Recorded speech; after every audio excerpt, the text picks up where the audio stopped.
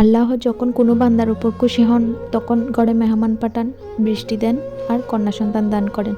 তো আমার বাসায়ও আজকে মেহমান চলে আসছে, তো তাদের জন্য কি কি আয়োজন করলাম তাই নিয়েই থাকছে আজকের ব্লগ।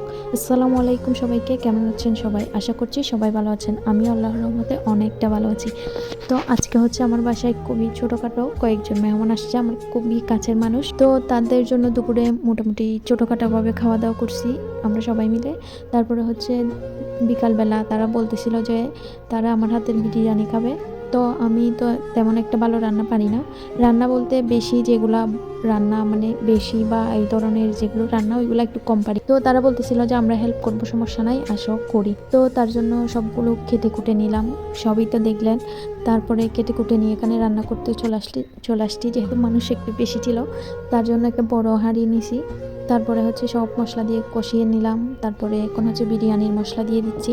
তারা আমাকে অনেক হেল্প করছিল, আমি জাস্ট ক্যামেরা ধরছি আর একটু একটু হেল্প করছি, আরেকগুলো তারা নাড়াচাড়া করছে।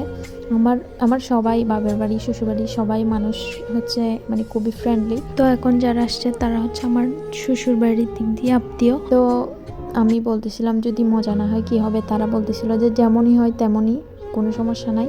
আর বিশেষ করে তারাই করছে, আমি তেমন একটা মানে করছি আমিও মোটামুটি মানে সবাই মিলেমিশে করছি। সেদিন তো খুবই আনন্দ হয়েছিল। আর মেহমান আসলে আমার কাছে বরাবরই অনেক ভালো লাগে, কারণ যেহেতু আমি এখানে বাসায় একা থাকি, একা বলতে শুধু আমি আর বাচ্চা। আমার হাজব্যান্ড আছে, সে তো কাজের মধ্যে থাকে, উনি হচ্ছে আসে রাত্রে। তো কোনো মেহমান আসলে আমার কাছে অনেক ভালো লাগে। তো যেদিন আসছিল সেদিন তো অনেক মজা করছিলাম। তো কথা বলতে বলতে তো এদিকে দেখলেন যে সব কিছু দিয়ে হচ্ছে ভালোভাবে কষিয়ে নিচ্ছিলাম।